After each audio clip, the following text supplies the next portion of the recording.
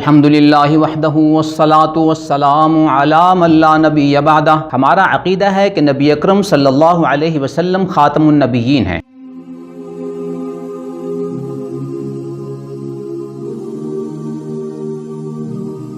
قرآن کریم کی سورہ احزاب میں اللہ تعالیٰ نے ہمیں یہی عقیدہ دیا ہے۔ نبی اکرم صلی اللہ علیہ وسلم نے اپنی احادیث شریفہ میں جو صحیح بخاری کی حدیث نمبر 7121، حدیث نمبر 3609، حدیث نمبر 3455 اور صحیح مسلم کی حدیث نمبر 7342 کی روح سے نبی اکرم صلی اللہ علیہ وسلم خاتم النبیین ہیں، اور جو نبوت کا دعویٰ کرے وہ کذاب و دجال ہے۔ نبی اکرم صلی اللہ علیہ وسلم نے قیامت سے پہلے ایسے 30 کے قریب کذاب و دجال مدعیان نبوت کا ذکر کیا۔ غلام قادیانی بھی انہی کذاب اور دجال مدعیان نبوت میں سے ایک ہے۔ امت مسلمہ نے نبی اکرم صلی اللہ علیہ وسلم کی اس حدیث کی بنیاد پر غلام قادیانی کو مدعی نبوت ہونے کی وجہ سے کذاب و دجال قرار دیا ہے۔ ہمارے پاکستان کے آئین میں بھی غلام قادیانی کے ماننے والے قادیانیوں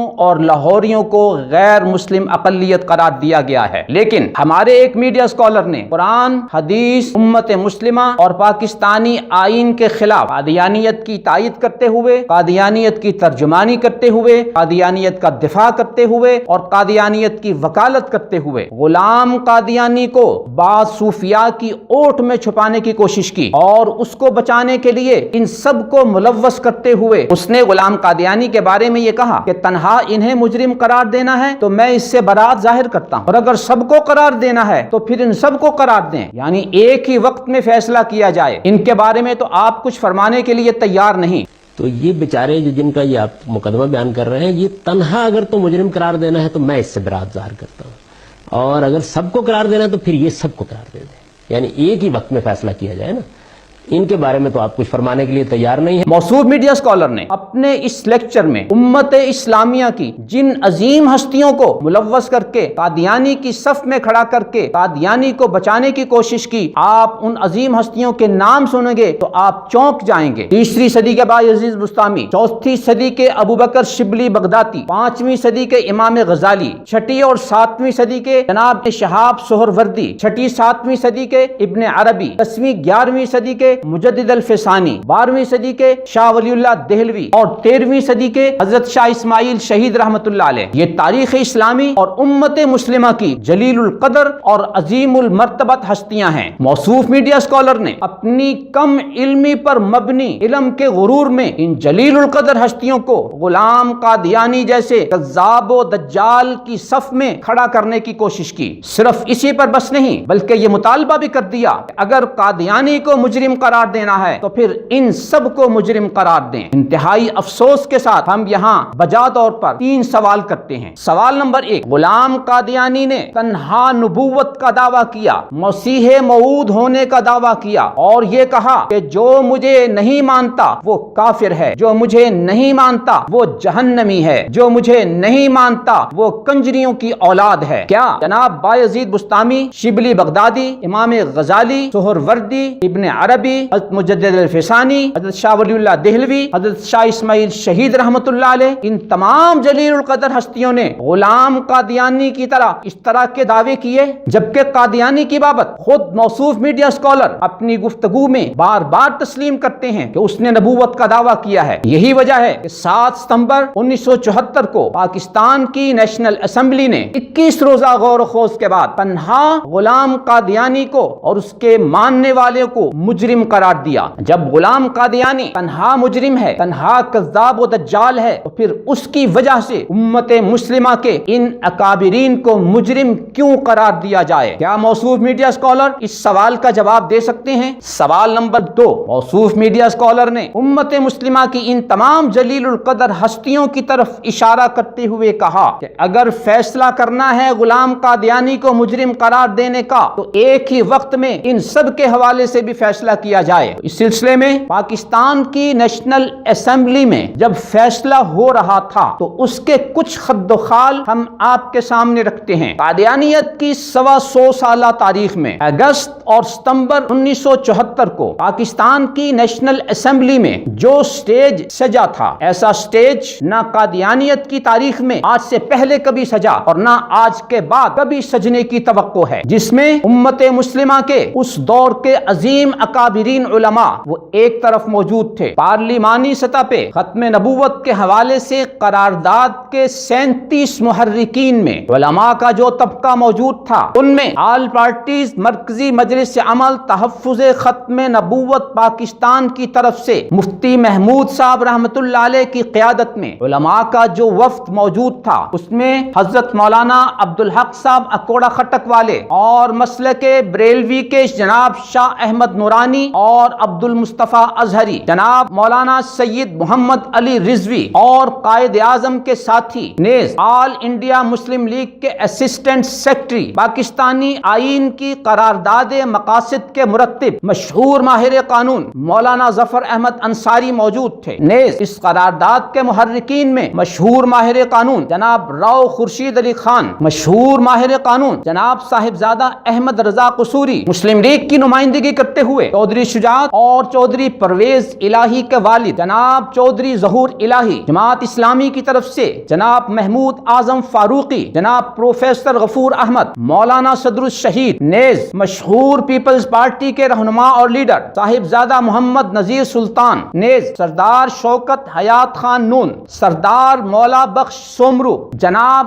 عبد الحمید جتوئی اور دیگر 37 ارکان وہ تھے جنہوں نے ختم نبوت کے حوالے سے اس قرارداد کو قومی اسمبلی کے لیے بطور محرک پیش کیا۔ ملاحظہ ہو ملت اسلامیہ کا موقف صفحہ 217 صفحہ 218۔ امت مسلمہ کے علماء اور پارلیمانی لیڈران کے بالمقابل دوسری طرف اس دور میں قادیانیت کی اعلیٰ ترین قیادت، جن میں انجمن احمدیہ ربوہ کا سربراہ مرزا قادیانی کا پوتا ناصر احمد جو اس کا تیسرا مزعومہ خلیفہ بھی تھا، اور دوسری طرف لاہوری قادیانیوں کی انجمن اشاعت الاسلام کا سربراہ صدر الدین اپنے اپنے وفد کے ہمراہ پارلیمنٹ میں موجود رہے۔ ادھر مشہور ماہر قانون جناب یحییٰ بختیار نے بطور اٹارنی جنرل فرائض سر انجام دیے، جبکہ اسپیکر قومی اسمبلی صاحبزادہ فاروق علی خان تھے، اور وزیر اعظم پاکستان جناب ذوالفقار علی بھٹو وہ بھی پارلیمنٹ میں موجود رہے۔ اس کے ساتھ ساتھ دیگر کل ارکان قومی اسمبلی یہاں موجود تھے۔ گویا امت مسلمہ کی اعلیٰ قیادت اور قادیانی وفد کی اعلیٰ قیادت اور پاکستان کی نمائندہ اسمبلی اتنا بڑا سٹیج سجا۔ تقریباً ایک ماہ کے دوران 21 دن تک اجلاس کی کارروائی ہوئی۔ 11 دن میں مرزا ناصر کے موقف کو سنا گیا اور اس پر جرح مکمل ہوئی۔ 2 دن میں لاہوری قادیانیوں کے موقف کو سنا گیا اور ان پر جرح مکمل ہوئی، جبکہ قادیانی موقف کے جواب میں حضرت مفتی محمود رحمت اللہ علیہ نے 2 دن میں اپنا موقف پیش کیا۔ 30 اگست سے 6 ستمبر تک مجاہد ملت مولانا غلام غوث ہزاروی اور دیگر ممبران قومی اسمبلی نے اپنا اپنا موقف پیش کیا اور ڈسکشن میں حصہ لیا۔ ملاحظہ ہو پارلیمانی مصدقہ رپورٹ کا صفحہ نمبر 5 اور 6 دباچہ، نیز ملاحظہ ہو اسی مصدقہ رپورٹ کا صفحہ 33 اور صفحہ 1523۔ یوں محترم سامعین، یہ وہ اتنا بڑا سٹیج تھا جو 125 سال کی تاریخ میں سجا۔ الغرض پاکستان کے مختلف مکاتب فکر کے چوٹی کے علماء ایک طرف، پوری دنیا میں قادیانیت کی چوٹی کی قیادت ایک طرف موجود اور پاکستان کے عوام کی منتخب سیاسی قیادت موجود، وزیر اعظم موجود، اسپیکر قومی اسمبلی موجود، اٹارنی جنرل موجود، اور 21 دن تک اس قادیانیت کے مسئلے پر غور و خوض ہوا۔ ہر ایک کے موقف کو سنا گیا، اس پر جرح مکمل ہوئی، سوالات و جوابات ہوئے، تحریروں کا تبادلہ ہوا۔ یوں اتنا بڑا اور ذمہ دار سٹیج قادیانیت کی 125 سالہ تاریخ میں نہ پہلے کبھی سجا اور شاید نہ آئندہ کبھی سجے۔ یہاں پر قادیانیت نے اپنی بھرپور جدوجہد کی اور کوشش کی کہ فیصلہ ان کے حق میں آئے، کیونکہ یہ ان کے لیے کفر و اسلام اور زندگی موت کا فیصلہ تھا۔ غلام قادیانی کا پوتا اور تیسرا خلیفہ جب یہاں موجود تھا اور وہ اپنی موجودگی کے باوجود اگر اپنی قادیانیت کو غیر مسلم اقلیت قرار دینے سے نہیں بچا سکا تو آج کے اس میڈیا اسکالر کو کچھ باتیں کرنے سے پہلے سوچ لینا لینا چاہیے کہ میں کوئی بڑے بڑے بول تو نہیں بول رہا. قادیانیت کی 125 سالہ تاریخ میں اتنے بڑے سٹیج کے بالمقابل کوئی بولنے سے پہلے اس میڈیا اسکالر کو اپنا علمی معاشرتی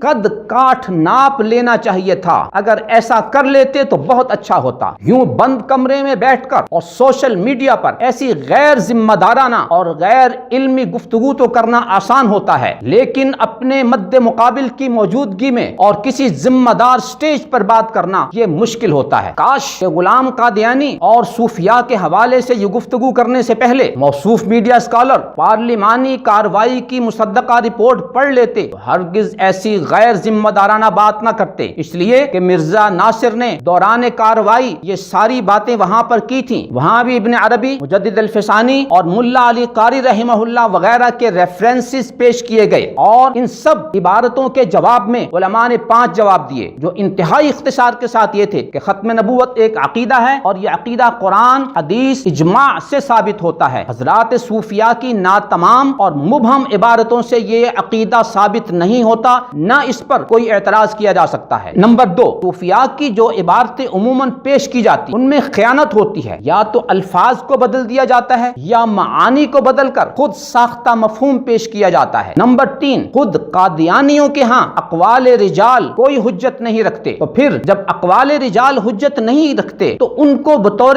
دلیل کیسے پیش کیا جا سکتا ہے. نمبر 4، صوفیاء کی اصطلاحات سے جب ناواقفیت ہوگی تو پھر ان کا صحیح مفہوم کیسے سمجھا جا سکتا ہے. اصطلاحات سے ناواقفیت کی بنیاد پہ جو کچھ سمجھا جائے گا وہ خود بھی غلط ہوگا اور غلط فہمیوں کا سبب بنے گا. نمبر 5، یہ بتایا گیا کہ صوفیاء کی جو عبارتیں پیش کی جا رہی ہیں ان کے جوابات تحریری اور تقریری طور پر مختلف اوقات میں دیے جا چکے اور وہ کتابی شکل میں موجود ہیں. ملاحظہ ہو ملت اسلامیہ کا موقف صفحہ 126 صفحہ 134. الغرض یہ میڈیا اسکالر حضرات صوفیاء کی بعض عبارتیں پیش کر کے اور ان میں لفظی اور معنوی تحریف کر کے اور ان کا خود ساختہ مفہوم پیش کر کے غلام قادیانی کو جو بچانے کی کوشش کر رہے تھے، یہ کوشش 1974 میں ہو چکی، وہاں کارگر نہیں ہوئی، تو اب موصوف میڈیا اسکالر کی یہ کوشش کہاں کامیاب ہو سکتی ہے. سوال نمبر 3، موصوف میڈیا اسکالر نے قادیانی کی طرف اشارہ کرتے ہوئے کہا تنہا انہیں مجرم قرار دینا ہے تو میں اس سے برات ظاہر کرتا ہوں، اور اگر سب کو قرار دینا ہے تو پھر ان سب کو قرار دیں، یعنی ایک ہی وقت میں فیصلہ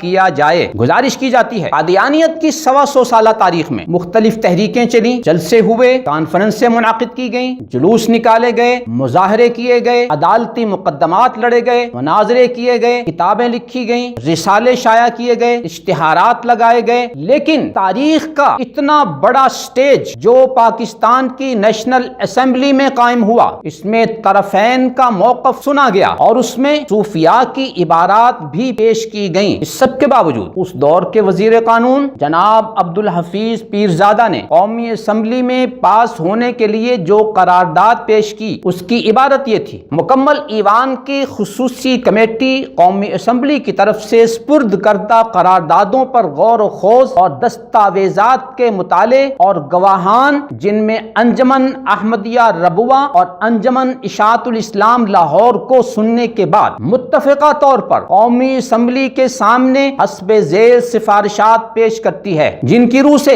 آئین میں ترمیم کی گئی. ایکٹ 1974 میں آرٹیکل 260 کی شق میں ترمیم اور آرٹیکل 260 میں ایک نئی شق کا اضافہ کیا گیا کہ جو شخص محمد صلی اللہ علیہ وسلم جو آخری نبی ہیں کہ خاتم النبیین ہونے پر قطعی اور غیر مشروط طور پر ایمان نہیں رکھتا، یا جو محمد صلی اللہ علیہ وسلم کے بعد کسی مفہوم میں یا کسی قسم کے نبی ہونے کا دعویٰ کرتا ہے، یا جو کسی ایسے مدعی کو نبی یا دینی مصلح تسلیم کرتا ہے، وہ آئین یا قانون کے اغراض کے لیے مسلمان نہیں ہے. ملاحظہ ہو ملت اسلامیہ کا موقف صفحہ 222 صفحہ 224. نیز ملاحظہ ہو پارلیمانی کارروائی کی مصدقہ رپورٹ صفحہ نمبر 2950. اس ساری گفتگو کے بعد آخر میں ہم خلاصے کے طور پر 2 باتیں آپ کی خدمت میں عرض کرتے ہیں. نمبر 1، ہم نے جس نبی کا کلمہ پڑھا ہے وہ لا الہ الا اللہ محمد الرسول اللہ والا کلمہ ہے۔ اس کلمے والے نبی نے جس مدعی نبوت کو کذاب و دجال قرار دیا ہے، اس نبی کی امت نے بھی اسے کذاب و دجال قرار دیا ہے۔ اب آپ اس نبی